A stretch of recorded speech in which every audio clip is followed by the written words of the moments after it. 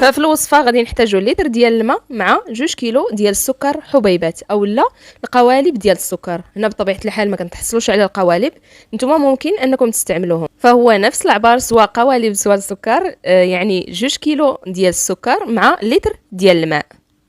دابا ندوزو نشوفوا الطريقه. فانا في الكوكوط حطيت داك السكر ومع داك الماء ذوبته مزيان، يعني هاد الوقيته كنت زربانه فحطيته على النار شويه حتى داب داك السكر غير داب، وانا نحيد الكوكوط وزدت عليها حامضه اللي هي مقطعه، وكنحيد ليها داك العظام مع عواد ديال القرفه. نتوما الا ما زربانينش بالسكر انه يذوب غير خليوه في الماء ومره حركوه حتى كيبان لكم هذاك السكر صافي داب. صافي غندوزو مباشره نطيبوا العسل ديالنا، غنديروه على نار اللي هي متوسطه، نحسبوا ليه 40 دقيقه مني كيبدا يصفر، ونتلاقاو ان شاء الله بعد ما كيطيب. بعد ما طاب هكا كيكون الطريقه ديالو اولا الشكل ديالو اولا الشكل ديال الحامض، كيكون بهذا اللون هذا. بالحق انا راه شويه بحال في الطياب ولكن ما محروقش، يعني طيب مزيان.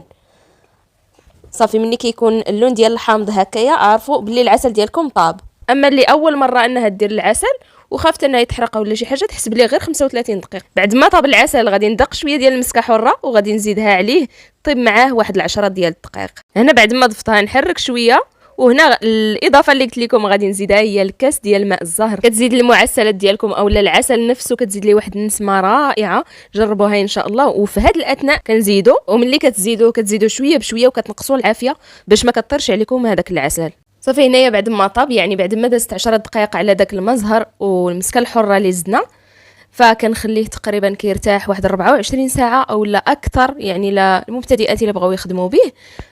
يعني كيخليوه 48 ساعه حتى كيضمنوا ان داك العسل راه ما محجرش والقوام ديالو مزيان، عاد كتخدموا به المعسلات ديالكم. تبعوا غير ان شاء الله الطريقه، راه العسل اللي هو مضمون طريقته مضمونه. فبعد ما خليتوه يرتاح 48 ساعه لقيتوه محجر بزاف، يعني ما قادرش انكم تحركوه ولا ما قادرينش انكم تحركوه، هذاك كيكون خاصو غير شويه ديال الماء، كتزيدوا عليه شويه ديال الماء وكديروه فوق النار كيعاود يغلى، وشوفوا تاني النتيجه كيفاش غادي تكون. الا كان سائل بزاف ما ثقيلش هذاك خاصو مازال الطياب، خليوه يطيب مزيان والمقادير يكونوا مضبوطه. راه غير الا حسبتوا ليه كما قلت لكم 35 دقيقه او 40 دقيقه بعد ما كتصفر لكم الكوكوط، صافي راه كيكون هذاك هو الوقت فاش كيطيب، والنتيجه هي قدام عينيكم. يعني واحد العسل اللي هو ثقيل، هذا هو اللي غادي يشد لكم في الشباكيه بزاف. وشوفوا غير اللون ديالو كيشهي ما شاء الله، كيطلع يعني واحد العسل اللي هو ناجح ومضمون 100%. فاولا غادي نبداو بالمقادير اللي هي كتحتاج منا نحمروها. هنايا غادي نحتاج كاس ديال الزنجلان محمر، وغادي نطحنوه حتى كيولي هكايا مرمل اولا نطحون يعني مزيان حتى كدور ديك الماكينه على الخوا وكيولي هكايا معلك. صافي وكنحبسو. اولا السيدات اللي بغاو غير يطحنوه من بعد يغربلوه حتى هكاك راه مزيان. هنا غنبدا معكم بالخطوات، يعني باش بديت هنايا بعد ما سلقت اللوز ونشفتو غنقليه في الزيت اللي هي بارده باش كيدخلوا الطياب لداخل.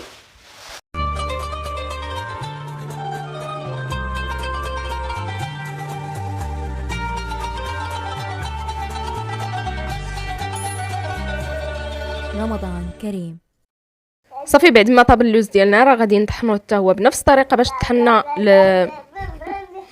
باش طحنا الزنجلان.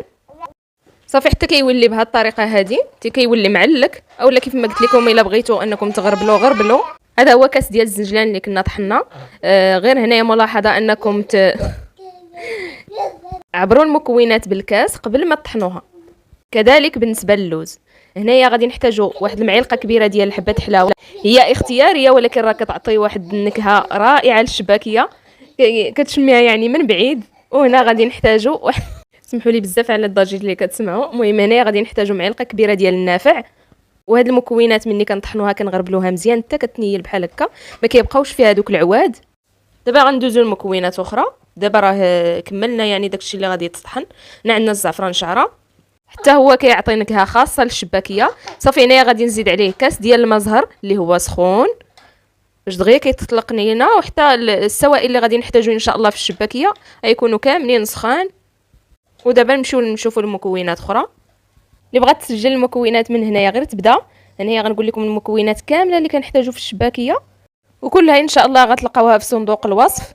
فالتحضير الشباكيه كنحتاجو معلقه كبيره ديال النافع، معلقه كبيره ديال حبه حلاوه، معلقه كبيره ديال القرفه، قبصه ملح، 2 معالق كبار ديال الخل، 7 غرام من خميره الحلويات. هنا الا كتبان لكم راه زدت عليها واحد راس الصباع ديال خميره الخبز، هي اختياريه. الا غادي تسربيو العجين يعني من الاحسن انكم ديروا فيها راس الصباع ديال خميره الخبز. وهنا كاين كذلك داك نصف الكاس ديال اللوز اللي طحنا، هو هذاك اللي كاين في الوسط. وغنشوفوا كذلك باقي المكونات. فغنحتاجو كذلك داك الكاس ديال الزنجان محمر ومطحون، كاس ديال الماء ما يعادل تقريبا 300 ملي، والكاس ديال المزهر اللي درنا عليه الزعفران، والكاس ديال الزيت مخلط بين الزيت البلديه والروميه، والكاس ديال الزبده المذوبه ولكن ما يكونش هذا الكاس عامر ديال الزبده. وغنحتاجو كذلك الدقيق بطبيعه الحال. رمضان كريم. فدابا ان شاء الله غندوزو للطريقه. في اي هاشوار اولا في اي خلاط غادي نديرو السوائل. هنا كنديرو داك الكاس ديال الماء اللي قلت لكم خصو يكون سخون اولا غادي للسخونيه. كنديروا المكونات كلها سخونه حتى الزبده المذابه، خليوها حتى كتبغيو تعجنوا العجين ديالكم عاد كتذوبوها.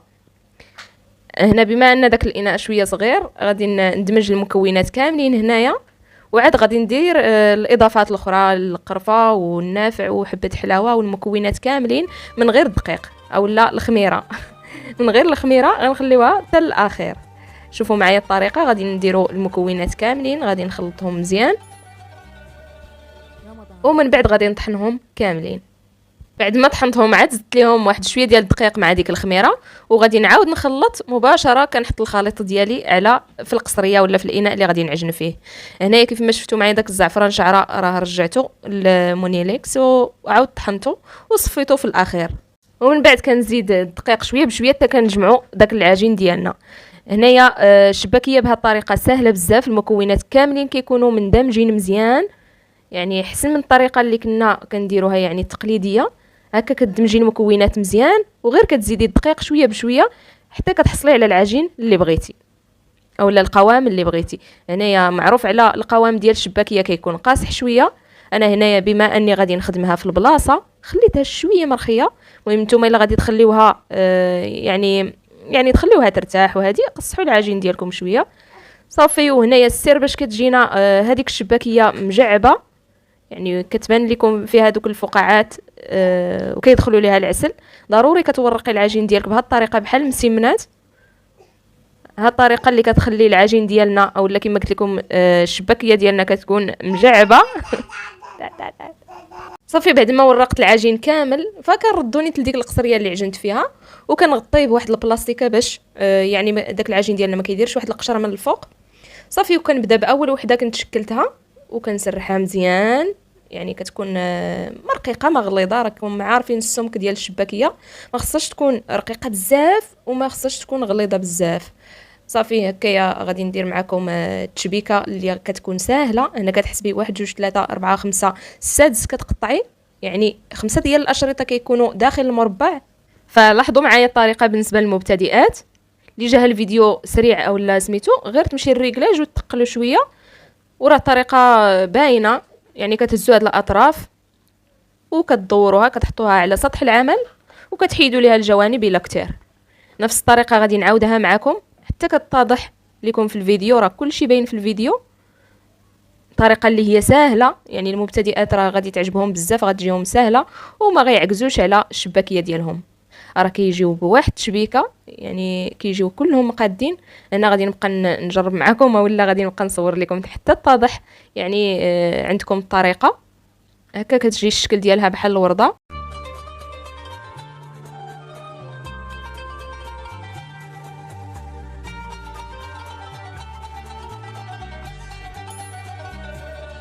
رمضان كريم.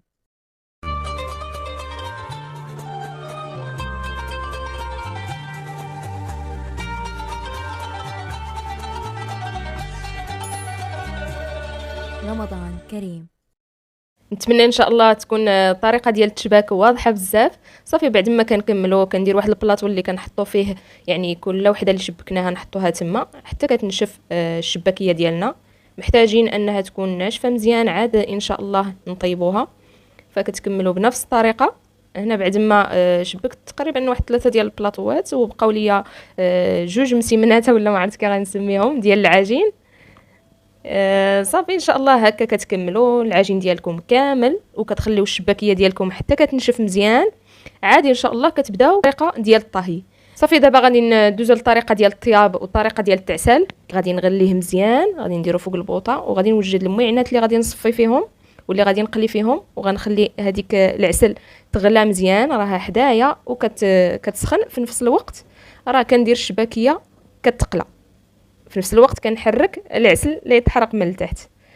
صافي هنايا كندير الشباكيه ديالي كامله كيف ما كتلاحظوا راه كلها مجعبه الا كتبان في الفيديو. صافي وكنبقى نقلب فيها حتى كطيب.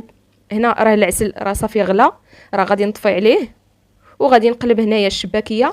كنستعمل غير شي عود خشب وكنقلب به باش ما كتضغطوش على الشباكيه ديالكم وكتهرس. صافي هنايا كنصفيها مزيان، عاد كنديرها في داك العسل باش العسل ديالنا ما كيكونش يعني فيه الزيت. هكا كتكون الشباكيه ديالنا معسله مزيان وكتكون شاربه العسل. كنكمل بنفس الطريقه وكنخلي هاد الشباكيه ديالنا في العسل حتى كتعسل مزيان، وكنمشي كندير يعني شباكيه الاخرى في الزيت. فكنكمل بنفس الطريقه الشباكيه ديالنا حتى كنكملوها كامل. ملي كندير دابا الشباكيه الثانيه اولا المقله الثانيه ديال الشباكيه، فالاخرى غادي نصفيها مزيان ونحطها في الصفايه اولا في الكسكاس.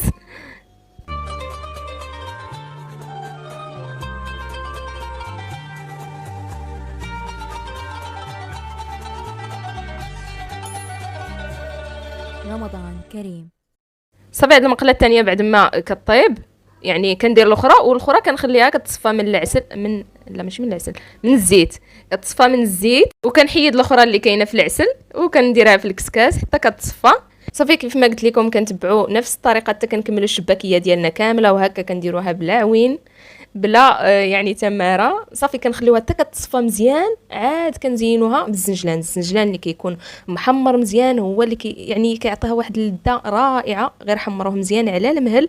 الا تقدروا ديروا ليه كاع شويه ديال واحد المعلقه صغيره ديال الماء، يعني كيكون منفوخ وكيكون مقرمل، كيعطي للشباكيه واحد اللذات وقوام. اما طريقه الاحتفاظ فاي علبه كتفرشوا ليها البلاستيك الغذائي اولا، من بعد يعني فاش كتحطوا الطبقه الاولى كديروا ليها الزنجلان، ومن بعد كديروا الطبقه الاخرى حتى كتكملوا الشباكيه ديالكم كامله.